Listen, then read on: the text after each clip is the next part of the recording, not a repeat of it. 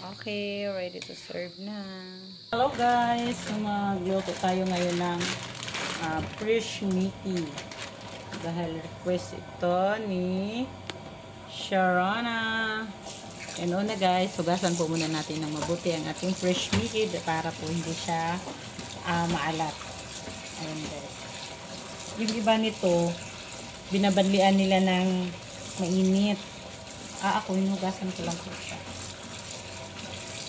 Then, itatansya na lang po sa pagtimpla.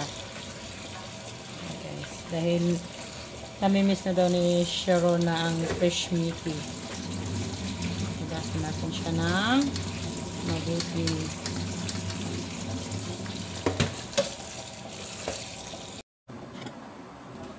I-generate natin natin yung bawang at sibuyas.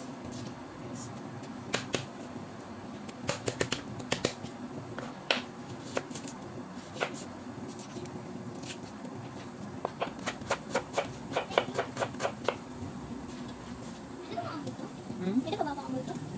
Ano ka baka mas lang dito? Hindi alam ko yung makadali daw. Ha? Makadali daw ng birthday. Ano ba madali? Makadali ng birthday. Kasi late na. Okay. Hindi ka ba magpupunta mo? Narinig pa rin yung ano yung tulog ng takbo. Guys, ready muna natin ang ating bawang sibuyas and then ang ating liempo. Konti lang ihalo natin guys dahil medyo mahal ang baboy ngayon. And then, konting atay balon-balon na nilagyan na din natin to ng kalamansi para po siya mawala ng langsa. So, painit na natin ang ating kawali para tostahin natin ang ating liempo. Lagyan natin ang mansika. Oh. Ating liempo. So, habang inaantay natin guys matusta yung liempo, igayak naman natin ang ating mga gulay. Kalimutan ko lang yung sayuti. Pero okay lang yan. Meron naman tayong carrots. And then siya. Hindi naman to siya kailangan maliit dahil fresh Mickey naman. Pag bihon o yung kanton, kailangan maliit to. Dahil fresh Mickey ang gagawin natin. So, kahit malalaki lang to, okay lang naman guys. Yung iba nga, yung ka-slice nito, pang chop suey. Ako ayoko lang kasi bumili sa palengke yung gayak na kasi minsan may mga sira na. So, mas maganda yung iba pa rin ang magagayak. Yan guys. Ganyan lang siya. Yan, pasimple siya. Ganyan mo siya yung kalalaki. Yan, dahil fresh Mickey naman to. Pwede siya sa malalaki. Then, ang ating carrots. Then, kaya lang din natin.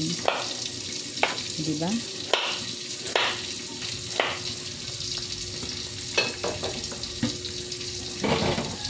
Yung bell pepper natin. Sabay na natin. At ayan guys, ganyan lang ang pag-slice sa ating bell pepper. And then, isunod natin ang ating cabbage. Ganyan lang din kalalaki guys. Hindi naman kailangan yung maliliit. Kaya yan.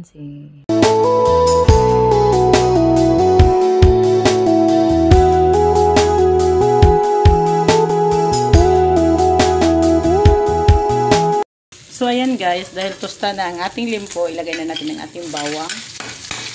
Bantayan lang natin guys na hindi siya masunog dahil ang iting bawang pag masunog. Mapait ang ating niluto pag masunog.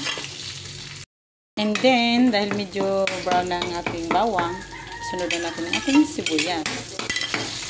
And guys, depende lang po guys kasi yung iba, nakadepende lang tayo sa pagluluto dahil yung iba, inuuna po nila yung sibuyas. Ako sanay po ako inuuna ko yung bawang.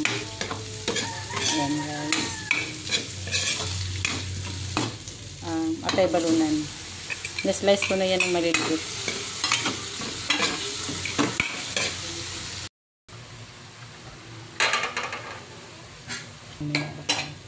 Siya ay maalat. And then, kunting magic sarap. then black pepper. Dapat powder ang ilagay nito kasi nubusan tayo. So, durog na nilagay natin. Ubusan tayo ng pamintang durog. Maya guys. Lagay na natin ating carrots at baggy beans. Dahil medyo matigas ito yung guys. Unahin natin siya. Ang bango na.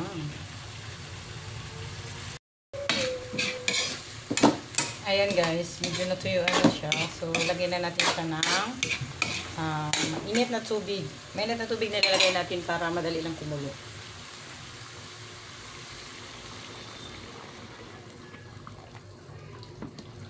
And then guys, dahil kumulo na, lalagyan natin siya ng chicken cubes kasi wala tayong pork cubes. Walang available. Pang palasa lang guys. Kunti lang. And then ilagay na natin ang ating fresh Mickey. Ay, shit. What? Sumalon. Antayin na natin siya kumulo guys. Guys, kumulo-kulo na siya. Naaamoy ko na siya. Ayan. Sinadya ko talaga medyo maraming tubig kasi gusto daw ni Sharon na medyo may sabaw. Kulang pa siya ng konti guys. May. Hindi, nilagay na natin ang ating bell pepper. At ayan guys. Bango na siya. Pagkabango. May sumama pa talaga na ano. And then, luto ng ating noodles. Ilagay na natin ang ating cabbage. Dahil luto ng ating noodles, ilagay na po natin ang ating cabbage. Ayan. Wow. Masarap to guys sa tag-ulan. Ayan. Gutom na ako. Gutom na ikaw.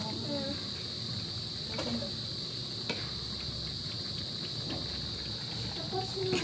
Tapos na ikaw.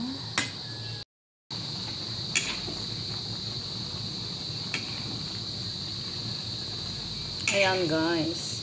Ready to serve na. Dahil nagugutom na daw ang aking Sharon.